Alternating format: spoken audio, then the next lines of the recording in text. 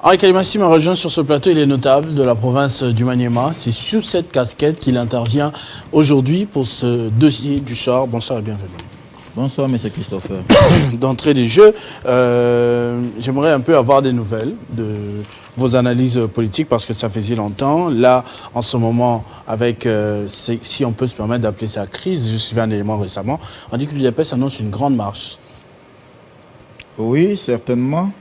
L'UDPS avait annoncé une marche contre le président du Sénat, Bahati Lukwebo, l'accusant d'influencer les candidatures des gouverneurs aux provinces du Maniema.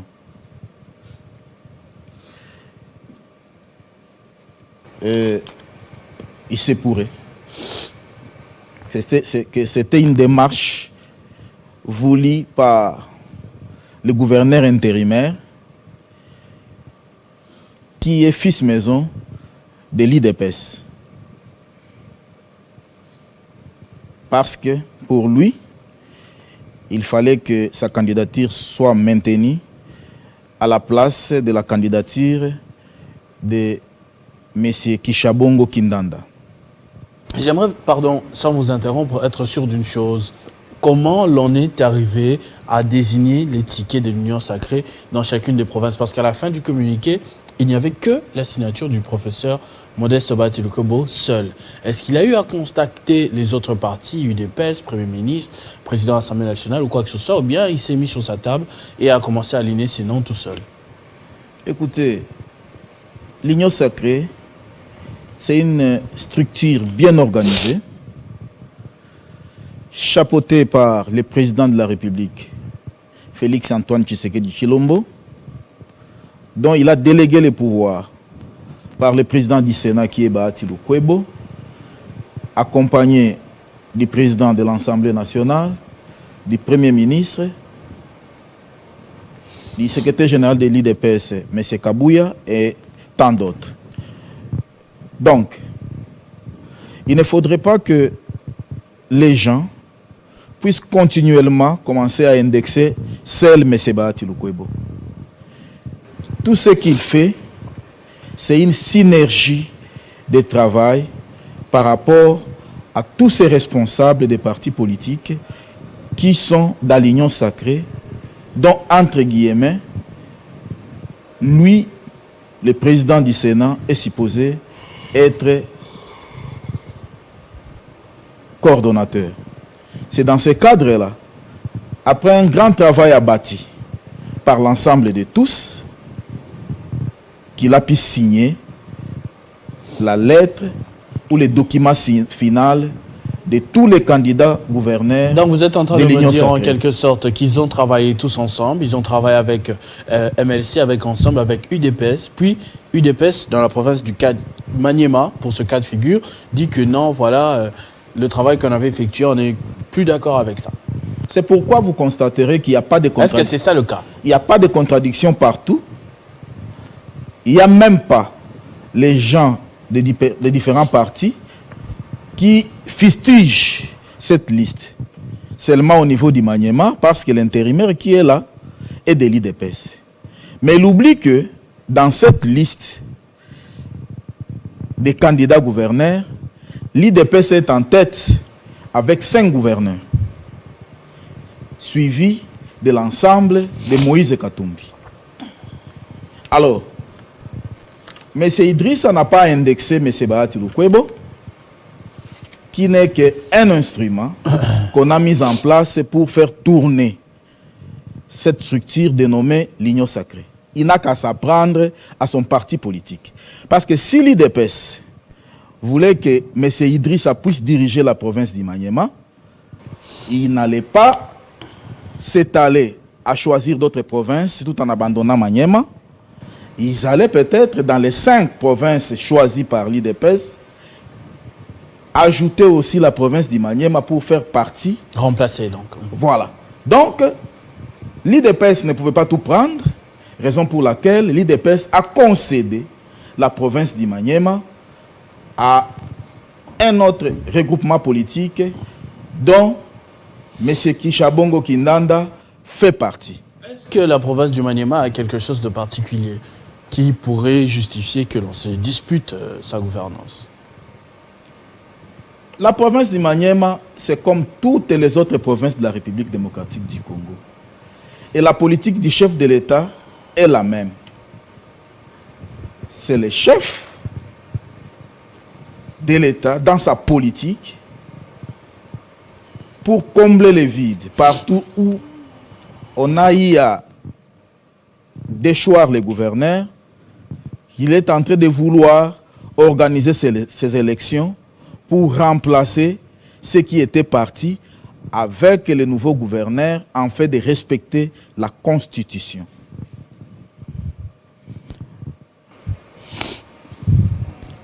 Donc, si je comprends bien, on dit qu'il y a, par exemple, en ce moment, des discours comme que il y a des gros poissons dans l'Union sacrée, comme Moïse Katumbi ou encore Jean-Pierre Bemba. Est-ce que cela fait de Modeste Bahati Lukwebo, qui est coordonnateur, un menu fretin, par exemple?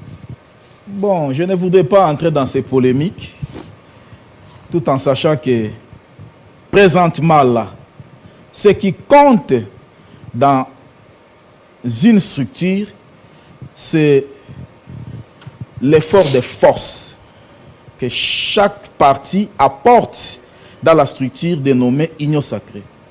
Et vous êtes sans ignorer que Bahati Lukwebo, avec son parti politique, l'AFDC, est représenté dans toutes les provinces de la République. Donc, même aux différentes institutions. D'ailleurs, il fallait féliciter M. Bahati Lukwebo par rapport aux différentes concessions qu'il est en train de faire aujourd'hui. Parce que si ça ne dépendait que de la Constitution et des nombres des élus, moi je crois qu'il allait rafler 60 à 50% des gouverneurs de la République démocratique du Congo. Parce qu'il en a plus de 78 députés provinciaux. Il est la deuxième force au niveau de l'Assemblée nationale. Il est le président d'un parti politique représenté dans les coins et recoins de la République démocratique du Congo. Donc, ce qui n'est pas le cas pour d'autres partis politiques. Moi, je crois que nous sommes tous de l'Union sacrée. Bahati n'est pas un petit poisson. Bahati, c'est un grand. Raison pour laquelle, aujourd'hui, il a toute la confiance du président de la République. D'abord pour son poids politique, parce que ce ne sont pas les biceps ou la masse ou la taille qui comptent pour être considéré un gros poisson, mais c'est ce que chacun apporte par rapport à ce que nous appelons aujourd'hui Union sacrée. Et Bahati, de sa petite taille soit-il, c'est quelqu'un qui pèse. Et raison pour laquelle aujourd'hui, on les considère comme les coordonnateurs de l'Union sacrée. Donc, ce n'est pas question de petits ou de grands. Ce qui importe est que la politique du président Tshisekedi puisse faire en sorte que les sociales soient mises en place et le Congo soit développé. Mais bon, on parle bien qu'il faut développer le Congo. Il y a quand même des règles à respecter entre partenaires au sein de l'Union sacrée. Et Bahati Lukwebo a pour réputation, Bahati Lukwebo que vous défendez aujourd'hui, d'après vos propos sur ce plateau, a la réputation d'être un dribbleur en politique. Il traîne même le surnom de un peu drôle de Maradona, que voilà, il peut donner à gauche puis il reprend à droite. C'est pour ça que je vous ai posé la question, est-ce qu'il y avait un intérêt particulier pour la FDC de gagner la province du Maniema? Écoutez, je ne suis pas ici pour défendre M. Bahati tel que vous le dites. Je suis ici pour faire une analyse en tant qu'analyste politique. Et nous tous, nous sommes au Congo. Même vous, vous connaissez qui est Bahati Lukwebo. Bahati n'a jamais été tout ce que vous dites là. Qui ne connaissent pas Bahati, qui ne connaît pas Bahati dans ce pays? Bahati, c'est un grand, c'est un politicien qui sait saisir la balle au bon. Et vous êtes sans ignorer que dans la politique de l'Union sacrée, ce sont les concessions qui font que l'Union sacrée soit ce qu'elle est aujourd'hui. Quel est l'intérêt que Bahati aura au Maniema parce que Kindanda n'est pas de l'AFDC? Je comprendrais si Kishabongo Kindanda était de l'AFDC. Quel est l'intérêt que Bahati aura au Maniema? Il est juste un bon arbitre qui voudrait aider le président de la République, raison pour laquelle il voudrait que tous les partis politiques ainsi que les regroupements soient mis dans la danse. Et ce qu'il a fait. Et si l'IDPS avait besoin de la province d'Imaniema, moi je crois qu'il est encore temps de prendre parmi les 5 gouverneurs qui lui ont été attribués, de retirer un et de faire la concession avec celui qui est au Maniema pour récupérer l'une des provinces dont l'IDPS a pris. Dans un tel climat de disputes, de postes de telle ou telle autre province, l'Union sacrée, quand on sait comment ce n'est pas très facile avec les députés provinciaux, est-ce que l'Union sacrée ne va pas récolter des surprises de gauche à droite avec les candidats indépendants? On sait que le FCC ne participe officiellement pas à ces élections de gouverneurs parce que, contestant la légalité de la CENI, mais il y a beaucoup d'indépendants, il y a beaucoup, même au sein de l'Union sacrée, qui ont posé leur candidature. Est-ce que l'Union sacrée ne sera pas un peu sous choc dans la surprise à l'annonce des résultats? Écoutez, l'Union sacrée, c'est une structure bien organisée, bien structurée. Ce ne sont pas les émotions des gens qui vont faire en sorte que l'Union sacrée quitte sa ligne directrice. N'est-ce pas? L'Union sacrée est en train de travailler pour une politique générale.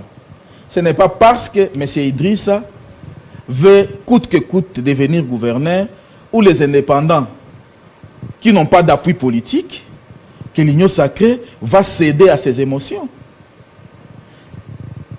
Nous avons de l'expérience par rapport à l'Union sacrée. Et personne ne quittera ce mot d'ordre. À l'Assemblée nationale, l'Union sacrée a mis le bureau qui est là, sans contradiction. Au Sénat, mêmement. Aujourd'hui, nous avons un gouvernement représenté presque par tous. Et ça sera le cas pour les provinces. Ce n'est pas ici où on doit venir étaler toutes les stratégies de l'Union sacrée. Moi, je crois que le moment venu, il y aura des équipes qui vont descendre sur le terrain pour travailler avec les députés provinciaux de l'Union sacrée d'abord, et ensuite essayer de courtiser ceux qui voudront accompagner les chefs de l'État en fait d'opter aux candidatures proposées par l'Union sacrée. Ce que vous êtes en train de dire là, c'est légal. Courtiser en faisant quoi? En donnant des enveloppes, des jeeps? Écoutez, pourquoi la CENI met une période de la campagne électorale? Il y a la campagne électorale. C'est dans la campagne électorale. Ce n'est pas une campagne de masse. C'est une campagne des élus. Alors, ce sont des individus qu'on doit échanger avec, qu'on doit battre campagne auprès d'eux, pour que ces individus puissent mordre aux candidats de l'Union sacrée. Ce n'est pas un péché, battre campagne. Raison pour laquelle la CENI met une campagne, met un délai par rapport à la campagne, afin de préparer ces députés à élire les candidats de leur choix. Et leur choix, cette fois-ci, seront les candidats de l'Union sacrée. Vous ne vous attendez donc pas à une surprise? Écoutez, la politique est dynamique, la politique a ses réalités. Mais ce qui est important ici, qu'on arrive à atteindre les 90, 95 ou 99%, pourquoi pas 100%. C'est ce qui est essentiel.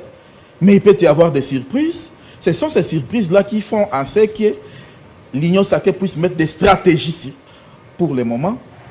Et que ces stratégies permettront à l'Union sacrée, le moment venu, de rafler tous les postes de gouverneurs au niveau des différentes provinces. Monsieur Henri Kalimassi, merci beaucoup de votre intervention. Je rappelle que vous êtes ici sur ce plateau pour ce numéro comme un notable de la province du Maniema, la grande province du Maniema, où il y a de petits problèmes en ce moment. On espère que ce sera résolu le plus vite que possible. Merci beaucoup d'avoir répondu à cette invitation sur TS5 une fois de plus. Merci beaucoup, monsieur Christopher. Je voudrais rappeler ici que M. Bahati Lukwebo n'est pas un petit poisson.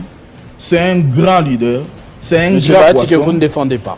Oui, par rapport... si je le défends, c'est par rapport à ses qualités morales, à son expertise politique, à ses stratégies pour que cette union sacrée soit ce qu'elle est aujourd'hui. Raison pour laquelle je dis que c'est un grand, c'est un stratège, et raison pour laquelle il a la confiance à 100% du président de la République qui n'est autre que Félix Antoine Tshisekedi Tshilombo. Merci beaucoup. Merci également à vous de nous avoir suivis. Kinshasa Direct est terminé avec ces deux dossiers du soir. On va se retrouver très prochainement avec le même plaisir. Entre-temps, restez fidèles au programme de notre chaîne Télé 50, la grande édition du journal. Ce sera tout à l'heure. Vivez heureux, vivez 100 ans, mesdames et messieurs.